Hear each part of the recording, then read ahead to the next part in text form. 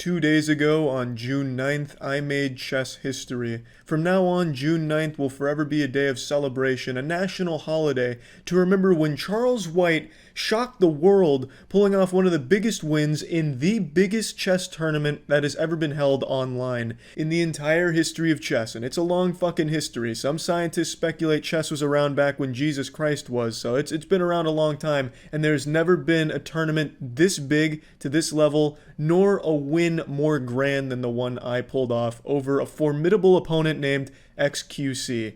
After this colossal showdown and triumphant victory, I imagine the chess community will view June 9th the same way everyone else views December 25th.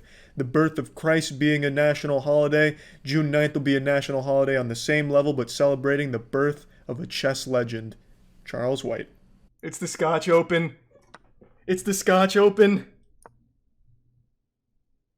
Fuck, this is exciting. Fuck, this is exciting. This is exactly what we practiced for. Exactly what we practiced for. I need to remember the correct line. I can't believe it. I can't fucking believe it. He just lost. Yes! Yes! Yes! Yes! Exactly what we practiced for. Yes! Bang! What was I worried about? What was I fucking worried about? Process here, because when you bring out the bishop like this, it can become very vulnerable right away. So I'm not sure that I like the variational approach here. No, please don't. And it's too soon. It's too soon, Hikaru. We didn't even reach a climax.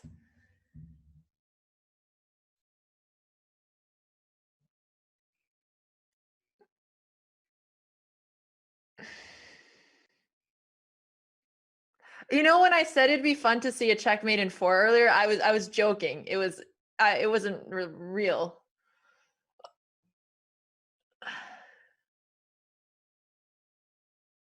We're listening to Moist Critical right now.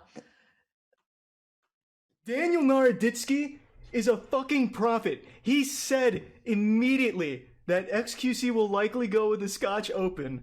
And he did. So I had the counterplay. And he immediately blundered.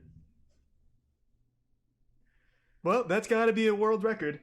Thanks for the fat 10 gift subs, Pikachu.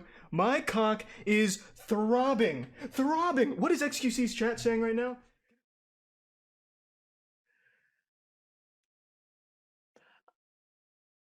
Okay. All right, so we're going to be watching this chess match here, guys. It's between Moist Critical and XQC.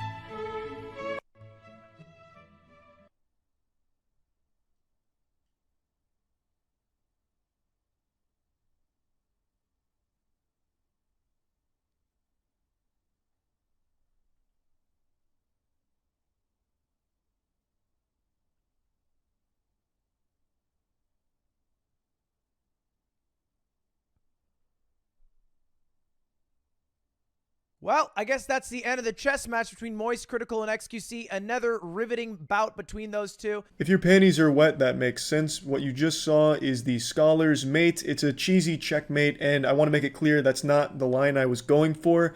My sensei, the prophet Daniel Naroditsky, predicted that XQC would likely open with a Scotch Open, and the line I was playing is just a really strong counter to it. But unfortunately for XQC, he blundered, which won me the game with a Scholar's Mate, which is the fastest checkmate you can possibly get. So I fucking speed ran this tournament here. I absolutely crushed the any percent root record here, and I could have shaved more seconds off of my time. I took a little while to play my queen, and I took a little while to get the checkmate, both to celebrate. If I could have just cut out a little bit of the celebrating, just skip the cutscene a little bit there, I would have shaved a lot more time off of this and probably would have held the world record even tighter. But as it stands, I do believe this will still be the world record for the rest of the PogChamps chess tournament as it continues. And I'd like to give a huge thank you to GM Daniel Naroditsky. That man has taken me under his wing into the chess dojo of grease, grime, and cum, and I am emerging a goddamn champion. And I also want to say that obviously everything with chess is all just banter. XQC and I were shit talking back and forth on streams. It's all just good fun, but it seems the chats had a really hard time recognizing that it was just lighthearted fun, not meant to be taken super seriously. There were some people fucking full on melting down and, you know, slamming a Monster Energy against their forehead and then flipping their own desk over in anger after the match. I'm a big fan of XQC myself. I fucking love his streams, and I think I can say with a high degree of confidence that he probably wasn't too upset or bothered by what happened on June 9th in the tournament. I don't think it's something that's destroyed his psyche or really weighed on him in a bad way where, you know, he's being kept awake at night with wet nightmares replaying the Scholar's Mate in his head, going down some kind of post-traumatic route where he has a Winter Soldier episode. Anytime someone mentions the word Scholar, his eyes roll into the back of his head, he pisses his pants and punches a wall. I don't think he's very mad about it, but there were a lot of people that were. And I just want to make it clear that it wasn't some kind of grudge match between us or anything like that, and it's really all just for fun. Now, there's one more thing I want to show you in regards to this tournament match. I mentioned my teacher, GM Daniel Naroditsky, a bit earlier, but I want to show you why I think he's a prophet or like an actual fucking time traveler. Like, I feel like he can travel through the space-time, but only if there's a chess match involved, because this guy actually predicts the future. He's like the Mayan calendar for chess, but much more accurate. So this is from a stream the day before the match with XQC. But if he pushes pawn up, is that position where my queen is? Like where my queen is there? Is that a better position, or is that still just not even worth? So you can play this, yeah. This is a good move. Now, knight f6 is probably the best move. Queen f6 is a very decent move, because he might take your knight. That's actually possible in this mate in one. Imagine what that would create. The problem is, again, if he knows what to do, he plays bishop to e3 here, then queen f6 is a slightly inaccurate move. We basically transpose into theory. But I would, you know what, why don't you risk it? I would just risk it. I like that, yeah.